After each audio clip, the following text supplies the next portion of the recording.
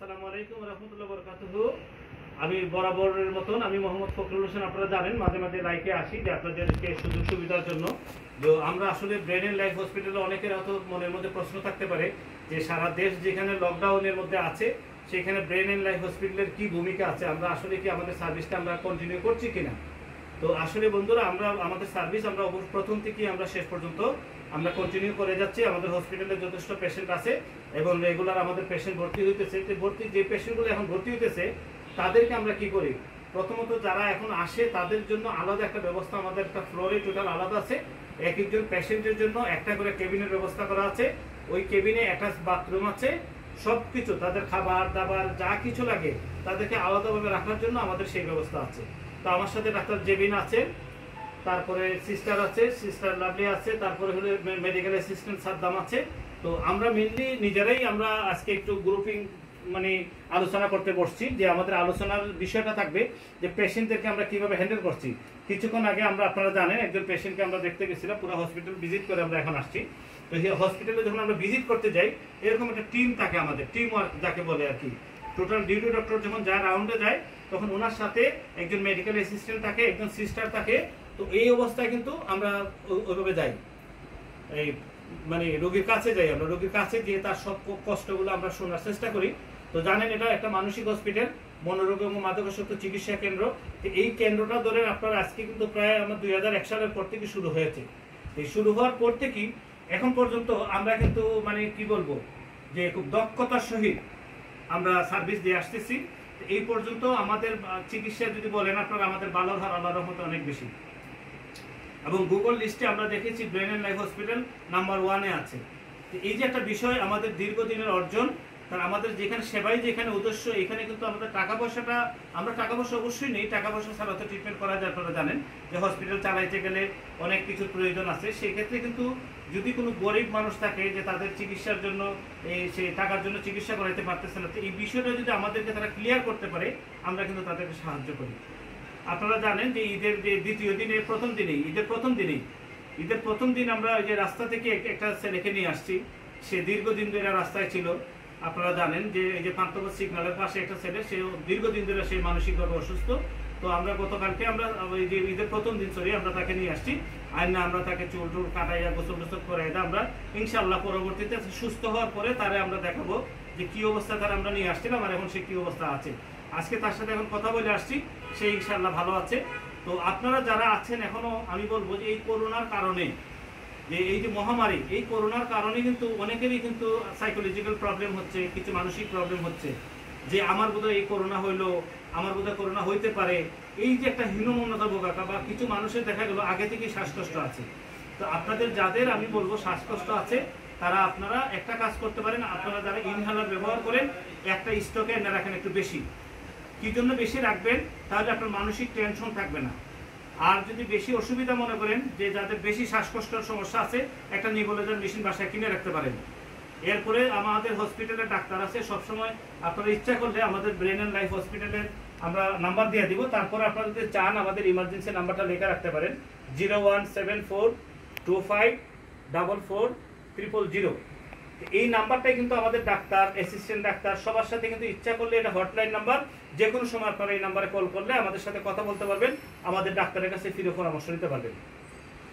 আবার আপনাদেরকে নাম্বারটা আমরা যদিও আমাদের পরবর্তীতে আমরা দিয়ে দিব নাম্বারটা আপনাদেরকে। এইখানে আমরা যেটা বুঝাইতে চাইতেছি যে আমাদের নাম্বারটা আবার আপনাদেরকে দিচ্ছি, যে ইমার্জেন্সি যে কোনো সুবিধার জন্য ফ্রি ফোন এখানে আপনারা সুবিধা নিতে পারেন। এখানে ডাক্তার জেবিন আপনার সপ্তাহে প্রায় 5 দিন আছেন, উনি 5 দিনের মধ্যে 5 দিনেই প্রত্যেক দিনেই উনি সার্ভিস দিতে পারবেন। তারপরে আমাদের যে মেডিকেল অ্যাসিস্ট্যান্ট যে সাদ্দাম আছে, তার কাছে তো আপনারা রাত দিন 24 ঘন্টা তার কাছ থেকে আপনারা সার্ভিস নিতে পারবেন। এখানে ইমার্জেন্সি নাম্বারে কল করলে আপনারা এই সুবিধাগুলো আমাদের কাছে পাবেন। আরেকটা বিষয় যেটা বলতে চাচ্ছি আপনাদেরকে, এখন দেশে অর্থনৈতিক তো একটা বিষয় আছে, আপনারা জানেন যে ক্রাইসিস আছে। এই ক্রাইসিসের মধ্যে যারা সাধারণ ব্যবসা করেন, যারা মানে অল্প পুঁজির মানুষ যারা আছে, তাদেরকে কিন্তু আমি একটা বিষয় ক্লিয়ার করতে চাই যে আপনার ভবিষ্যৎ প্ল্যানটা আপনি কিভাবে করবেন। আপনি কিন্তু বাইবেন না কালকেই আপনার দোকান করলে আপনার ব্যবসা শুরু হয়ে যাবে, ব্যবসায় প্রফিট চলে আসবে। এমনও হইতে পারে এই করোনার ভয়ে কিন্তু মানুষ এখন সাধারণত মার্কেটে ইজিলি যাবে না, বুঝতে পেরেছেন? তো যে যে ব্যবসায় আছেন আপনার ব্যবসাটা আগে থেকে প্ল্যান করেন, কিভাবে আপনি ব্যবসাটা সাজাবেন, কয়জন লোক নিয়ে সাজাবেন, এবং আপনার ওই দোকানের যে এই কারেন্টের বিল আছে সব কিছু মিলাইয়া আপনাদের আগে থেকে একটা প্ল্যান করলে তখন আপনার যদি একটু লসও আসে তখন আপনার কিন্তু গায়ে লাগবে না। আর হঠাৎ করে যদি আপনি চিন্তা করেন যে পরের মাসে আপনার কাছে টাকা চলে আসবে, তাহলে কিন্তু আপনি একটা ভুল করতেছেন।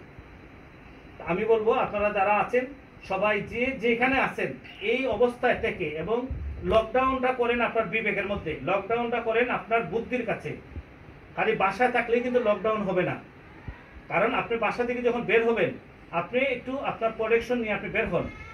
আমি বলবো যে আপনি বাসায় সারাক্ষণ বাসায় না থাকা, সরকার যেহেতু সিদ্ধান্ত নিচ্ছে, আমার মনে হয় যে হয়তো খুব তাড়াতাড়ি দোকানপাট খোলার একটা এই নির্দেশ আসতে পারে।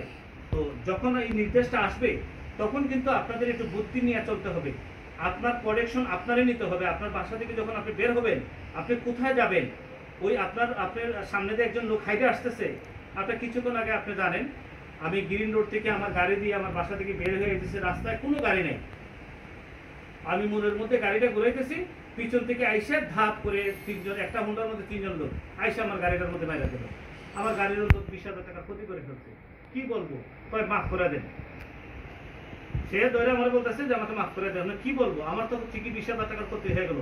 কারণ এই যে এখন খালি রোড পাইয়া যেসব ছেলেদের লাইসেন্স নাই, ড্রাইভিং লাইসেন্স নাই, হুন্ডা আছে, কোনো বন্ধু বান্ধবের হুন্ডা নিয়ে কিংবা বাইরের হুন্ডা নিয়ে রাস্তায় একটু স্পিডে হুন্ডা চালাচ্ছে, এটা কিন্তু আর একটা ঝুঁকি হয়ে যেতেছে। তার সে নিজেও মরতেছে, 3 জন কিন্তু সিট কিয়া রাস্তার মধ্যে পড়ে গেছে। এই যে পয়রা তারা যে ব্যথা পাইলো, এই খালি রোডের মধ্যে যারা কন্ট্রোল করতে পারে না, এরা কিভাবে মানে এদের কাছে যে আমাদের মানে কি বলবো, তা আমাদের কিন্তু সচেতনতার অনেক অভাব আছে। এর মধ্যে আরো দেখছি কয়েকদিন আগে, কালকেই ফেসবুকে আরেকটা বিষয় দেখছি যে 3-4টা ছেলে এরকম খুব স্পিডে হুন্ডা চালাইতে গেলে রাস্তায় পয়রা মানে মরার অবস্থা, মানে কি বলবো যে 4-5টা ছেলে দেখলাম রোডের মধ্যে শুয়ে আছে লাশ অবস্থায়, তাদেরকে সিএনজিতে করে বিভিন্নভাবে হাসপাতালে নিয়ে যেতেছে। এখনো যদি লকডাউনের মধ্যে এই করোনা এসেও যদি বাচ্চাগুলোকে শান্ত করতে না পারে, এই উশৃঙ্খল যে মানুষগুলাকে, এদের বিবেক কবে জাগ্রত হবে? তাদের বাবা নাই, তাদের বাবারা কি তাদের সন্তানদেরকে একটু গাইড করতে পারে না, একটু তাদেরকে কি বুঝাইতে পারে না যে এই লকডাউনের মধ্যে তোমার স্পিরিটে হুন্ডা চালানো যাবে না? এই বিষয়গুলো আমাদের ক্লিয়ার করতে হবে। একটা হুন্ডার মধ্যে 3 জন চললে তাহলে আমাদের ই হইলো কোথায়, সেফটি সিকিউরিটি কোথায় হলো? একজনের যে করোনা নাই সেটা আমরা কিভাবে বুঝবো? যে একটা হুন্ডার মধ্যে 3 জন কেন উঠবো? সেখানে এখন যেটা আমার মনে হয় যেটা যে আমাদের প্রশাসন হয়তো একটু ঢিলা দিয়েছে ঈদের মধ্যে, এই জন্য মধ্যে তারা একটু মরিয়া হয়ে উঠছে। তো আবার যখন কেন দিছে, আমার মনে হয় যে এটা একটু আমাদের জন্য একটা সুযোগ দিছে, আমরা যেন করোনা ইচ্ছা মতন যেন আমরা পারচেস করতে পারি। ঈদের আগে দেখছি অনেক মানুষ মার্কেটিং করার জন্য পাগল হয়ে গেছেন, লঞ্চে করে দিতেছে, ট্রাকে করে দিতেছে, ট্রাকে দেখতেছি বাচ্চা নিয়ে ঝুলে আছে একজন, চিন্তা করতে পারবেন না। যাই হোক, অনেক কথা বললাম। তো কথা বলার মধ্যে সবকিছুর মধ্যে আমার একটাই কথা, আপনারা যে যেখানে আছেন, যে অবস্থায় আছেন, আপনার বিবেকটাকে খরচ করেন, আপনার বুদ্ধি খরচ করে চলেন, তখন দেখবেন টাকা খরচ করে সবকিছু হবে না। টাকা একসময় কিন্তু আপনার শেষ হয়ে যাবে, কিন্তু বুদ্ধি কখনো কিন্তু শেষ হবে না।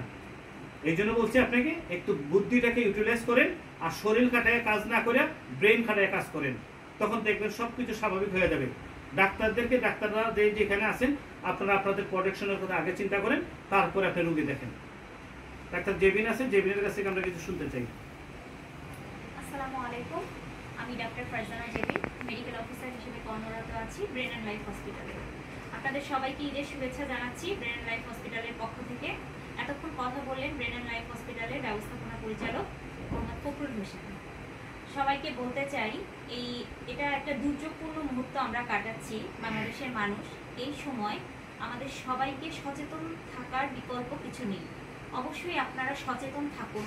করোনা দিন দিন বৃদ্ধি পাচ্ছে এবং আপনারা দেখেছেন হয়তো লক্ষ্য করে খবরে বা অন্যান্যভাবে জানেন যে রোগীর সংখ্যার সাথে মৃত্যু হার দিন দিন বেড়েই চলেছে। এ সময় যদি আমরা সচেতন না হই, হয়তো বাংলাদেশকে রক্ষা করার আর কোনো পথ আমাদের হাতে থাকবে না। তারপরেও আপনাদেরকে আবারও আমি একজন ডক্টর হিসেবে বিনীতভাবে অনুরোধ করব, সবাই ঘরে থাকুন। খুব বেশি প্রয়োজন না হলে বাইরে যাবেন না, বাচ্চাদেরকে বাইরে যেতে দিবেন না। হয়তো পৃথিবীটা আবার আগের মতো সুস্থ হয়ে যাবে, তখন আপনারা চাইলে আবার আগের মতো বাইরে যেতে পারবেন, ঘুরতে পারবেন বা উপভোগ করতে পারবেন। কিন্তু একটা ঈদ জীবনের জন্য এমন কিছু না, হয়তো একটু স্যাক্রিফাইসের বিনিময়ে সবাই ভালো থাকতে পারেন। আর আমি আরেকটা কথা বলতে চাই, সড়ক দুর্ঘটনার ব্যাপারে যেটা বললেন খুবই কষ্টদায়ক হলেও সত্য। আমার মেডিকেল কলেজেরই এক ছোট ভাই গতকাল সড়ক মোটরসাইকেল অ্যাক্সিডেন্টের মাধ্যমে ঝিনাইদহের হরিনাথ কুণ্ডে মারা গেছে। তো ঘটনাটা আমাদের জন্য খুবই দুঃখজনক। তারপরে আজকে আমাদের এখানে ব্যবস্থাপনা পরিচালক উনি বললেন বিষয়টা, আপনারা অবশ্যই এ ব্যাপারে সতর্ক হন, বিশেষ করে বাচ্চাদের বাবা মারা এই সময় মোটরসাইকেলে ঘোরা বা রাস্তায় অসতর্কভাবে ঘুরে বেড়ানো জীবনের জন্য, শরীরের জন্য, পরিবারের জন্য খুবই হুমকি বা ঝুঁকিপূর্ণ। আপনারা এই বিষয়ে আবারও সচেতন হন। আর বলতে চাই যে এই করোনাকালীন সময়ে নিজে সুস্থ থাকুন, পরিবারকে সুস্থ রাখুন, দেশকে ভালো রাখুন। একটু আপনাদের সহযোগিতা থাকলেই আমরা আবার স্বাভাবিকভাবে আমাদের দেশকে ফিরে পাবো, শান্তিপূর্ণভাবে সবাই কর্মক্ষেত্রে কাজ করতে পারবো। জি, ধন্যবাদ। হ্যাঁ, ধন্যবাদ ফারজানা জেবিনকে। তো ফারজানা জেবিন যেটা বলছিলেন যে ঝিনাইদহে একজন মোটরসাইকেল অ্যাক্সিডেন্টে মারা গেছে, তো সব খবর কিন্তু আমাদের কাছে আসতেছে না। যারা হোন্ডা অ্যাক্সিডেন্ট করতেছে তাদের পিছনে কিন্তু কোনো ক্যামেরা লাগানো নাই। এরকম হাজার হাজার মানে অ্যাক্সিডেন্ট জায়গায় জায়গায় হইতেছে, আমরা তো আসলে বুঝতেছি না। তো এখন যেটা হলো, যেসব বাচ্চারা নতুন করে হোন্ডা চালানো শিখছে তারা কিন্তু এত ফ্রি রোড কখনো পায় নাই। আমার মনে হয় না যে এরকম ফ্রি রোড কখনো বাংলাদেশে কখনো হয়েছে করে কোথাও। এই ফ্রি রোড পাইয়া এরা কিন্তু তাদের কন্ট্রোলিংটা তারা কিন্তু বুঝে নাই। তারা স্পিড দিতেছে ঠিকই, কিন্তু এটা যে কতটুকু কন্ট্রোল করতে পারবে কন্ট্রোলিংটা কিন্তু তাদের হাতে নাই। তা আমি বলবো যে যারা ভালো চালক না, হয়তো ইমার্জেন্সির কারণে বাবা মা অনেক সময় দেয় যে হোন্ডা দিয়ে একটা কাজ করার জন্য, একটা হাসপাতালে যাওয়ার জন্য, সে কিন্তু আরো 2 জন বন্ধু নিয়ে যাচ্ছে, আপনারা কিন্তু জানেন না। 3 জন মানুষ যখন একটা হোন্ডার মধ্যে থাকে তখন হোন্ডাটা কিন্তু অনেক লোড থাকে এবং সে কিন্তু অনেক স্পিডে চালায়। সে যদি তার কন্ট্রোলে না থাকতে পারে, আমি বলবো খুব ভালো না জানা থাকলে ড্রাইভিং এখন এই মুহূর্তে আপনার বাচ্চাকে আপনি অবশ্যই হোন্ডা দিবেন না। হোন্ডার সাথে সাথে তার করোনার চেয়ে বেশি ভয়াবহ হয়ে যাবে তার জন্য এই অ্যাক্সিডেন্টটা। তো আমি বলবো যে এই লকডাউনের মধ্যে থেকেও যদি আপনার সন্তান যদি শুনেন যে গাড়ি অ্যাক্সিডেন্টে সে রোডে সে আহত কিংবা নিহত, এটা আমার মনে হয় ফ্যামিলির জন্য এসছে আর দুর্ভাগ্যের কিছুই নাই। যে ফ্রি রোড যেখানে আছে সেখানে কেন অ্যাক্সিডেন্ট, এটা তার অদক্ষতার কারণে। যাই হোক, ব্রেন এন্ড লাইফ হসপিটালের পক্ষ থেকে আপনাদের সবাইকে আবারও ঈদের 3য় দিন আজকে আমরা ঈদ মোবারক আপনারা জানাচ্ছি। তো এই দিনে কিন্তু আরেকটা কাজ করি আপনারা, যেমন এই আজকে 3য় দিন আমরা জানেন যে এই ঈদ শুভযাত্রা একটা আমাদের একটা অনুষ্ঠান আছে, যে প্রত্যেক বছরে আমরা ঈদের যে শুভযাত্রা অনুষ্ঠানটা আমরা ঢাকা ইউনিভার্সিটি থেকে প্রত্যেক বছর করি। তো এই বছর আমরা করতে পারি নাই, তবে এই বছর কিন্তু ফেসবুকের মাধ্যমে এই অনুষ্ঠানটা করা হয়েছে। যে যতটুকু পারছে সেখানে কিছু কত 1-2 মিনিট আমি আলোচনা করেছি। তো আমরা যেহেতু ওই আলোচনাটাও আপনাদেরকে বলতেছি যে এই বছর যে আমরা ঈদের আনন্দ করতে পারিনি, ঈদের আনন্দটা আমরা এইভাবে ভাগাভাগি করে নিচ্ছি। যে এবার কিন্তু একটা কাজ আমাদের ভালো হয়েছে, যে পবিত্র যে রমজান মাসটা আসছিল, রমজান মাসটা আমরা পরিপূর্ণভাবে কিন্তু আমরা উপভোগ করতে পারছি, আমরা কিন্তু আল্লাহর ইবাদত করতে পারছি। আল্লাহ যদি আমাদের ইবাদতে কবুল করে থাকেন বা সন্তুষ্ট হয়ে থাকেন, আমাদের ভবিষ্যতের পথ অনেক মঙ্গল হবে। তো যাই হোক, আমাদের মরার উপরে খাড়ার গা আরেকটা বিষয় যেটা জানি, যে এখানে দেখেন যে করোনার পাশাপাশি এই যে বন্যায় আমাদের অনেক ঘরবাড়ি, বাংলাদেশে অনেক গরিব মানুষ গৃহহারা হয়ে গেছে। তো আমি বলবো যারা বিত্তবান যারা আছেন, আপনাদের জাকাতের টাকা এখনো যদি আপনারা না দেয়া থাকেন, যে জাকাতের টাকাগুলো যদি এক জায়গায় করে সবাই সাথে সম্মিলিতভাবে বড় বড় কোম্পানি যারা আছেন, যাদের অনেক টাকা হয়, তা আপনারা ইচ্ছা করলে 10টা করে ঘর বানাই দিতে পারেন, কি 1টা করে ঘর বানাই দিতে পারেন। এগুলো কিন্তু সারা জীবন আপনার মনে থাকবে। আর যখন দুর্যোগের মধ্যে যদি কোনো মানুষকে সাহায্য করে, এই সাহায্যটা স্বয়ং আল্লাহকে করা হয়। একটা বিষয় বলবেন, আমরা যখন কোনো কুরবানি দেই, আমরা কুরবানিটা কিন্তু আল্লাহর নামে দেই, খাই কিন্তু আমরা। এই বিষয়টা খেয়াল করবেন। আর আল্লাহর যে বান্দা আছে সারা পৃথিবীতে, আল্লাহর বান্দার উপরে যেহেতু এই গজব বলেন, আশীর্বাদ বলেন, যেটাই বলেন, এটা আসছে এই মুহূর্তে যদি এই বিপদের সময় যদি কোনো মানুষ যায় সাহায্য করে, কিংবা আমি আপনাদেরকে আরেকটা বিষয় বলি, কোনো বাপ যদি তার সন্তানকে ত্যায্য পুত্র করে দেয়, ঘর থেকে বের করে দেয়, বাড়ির বাইরে বের করে দেয়, ওই বাবা যদি শুনে যে আমার সন্তানটাকে আরেকজনের যত্ন করে তার বাড়িতে রাখছে, তারে আশ্রয় দিছে, ওই বাপ কিন্তু খুশি হবে। এই জন্য বললাম যে দুনিয়াবি একজন বাবা যদি এরকম খুশি হয়, যে স্রষ্টা যিনি 18,000 মখলুকাতকে সৃষ্টি করেছেন, তিনি আজকে হয়তো রাগ হয়েছেন কোনো কারণে, আর রাগ ছাড়া কিন্তু তিনি এইভাবে লকডাউন করতেন না সারা পৃথিবীতে একসাথে। যদি এখানে আল্লাহর কোনো মানে ব্যতিক্রম থাকতো, যারা মানে কি বলবো, আমি কারো নাম লইতে চাইতেছি না, যারা নাস্তিক, যারা আল্লাহকে বিশ্বাস করতেছেন, যারা আল্লাহকে ছাদের উপরে উঠে রাখছেন, যারা আল্লাহকে আসমানের উপরে উঠে রাখছেন, আল্লাহ কিন্তু প্রত্যেকটা মানুষের সাহারগের চেয়ে আরো নিকটে আছেন, কিন্তু আমরা দেখি না। এই বিষয়টা আপনাদের বুঝতে হবে, প্রত্যেকটা মুমিন মুসলমানের অন্তরে আল্লাহর বসবাস, ঠিক আছে? তো এই মুমিনদেরকে কষ্ট দিলে আল্লাহকে কষ্ট দেওয়া হয়। তো আপনারা যারা যেখানে যে অবস্থায় আছেন, আমি বলবো এখনো সতর্ক হয়ে যান। এর মধ্যে আমরা যতটুকু দেখছি যে এই যে ফরমালিন যে বিষয়গুলা বা কোনো কেমিক্যাল, এক ধরনের কেমিক্যাল, আমরা দেখি এখন একটা টমেটো যখন কাটতে যাই টমেটোটা অনেক শক্ত থাকে। তার কারণটা কি? আগে একটা টমেটো কাটলে ভিতর থেকে পানি বের হইতো, এখন কিন্তু টমেটো থেকে পানি বের হয় না। কেন বের হয় না? ওই টমেটোটাকে আমরা যতটুকু কেমিক্যাল দেই, টমেটোটা ধরেন যতটুকু সাইজ আমার হওয়ার কথা, আমরা চাই তাড়াতাড়ি তার চেয়ে বড় সাইজ হয়ে যাবে। ফার্মের একটা মুরগি দেখা গেল 20 দিনে, 25 দিনে, 26 দিনে অনেক বড় 2 কেজি 2.5 কেজি ওজন হয়ে যায়। কারণ তাকে ভিটামিন ইনজেকশন দেওয়া হয়, ইনজেকশন দিয়ে তাকে তাড়াতাড়ি তাজা মোটা তাজা করা হয়।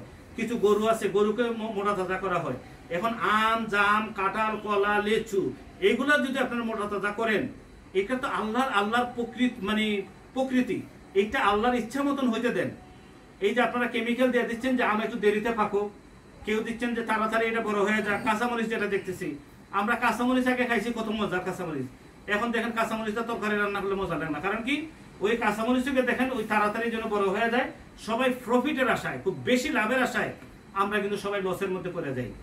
এই যে দেখেন আমার চাষি ভাইরা যারা আছেন, তো এই বছর কিন্তু আমরা মাননীয় প্রধানমন্ত্রীকে আমরা ধন্যবাদ দিতে চাই, কৃষি মন্ত্রীকে আমরা ধন্যবাদ দিতে চাই যে সারা দেশে, বাংলাদেশে এবার কিন্তু খাদ্যের কোনো শর্ট নাই।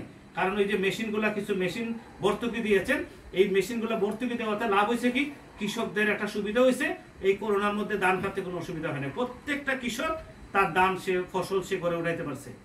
এটা কিন্তু সরকারের, আমি বলবো এটা একটা বিশাল একটা ভূমিকা, যে কৃষি মন্ত্রণালয়ের এটা একটা ধন্যবাদ পাওয়ার উপযুক্ত। ধন্যবাদ কৃষি মন্ত্রীকে, বা যে কৃষি মন্ত্রণালয় বা যারা যারা এই ক্ষেত্রে কাজ করেছেন সবাইকে আমরা ধন্যবাদ দিতে চাই।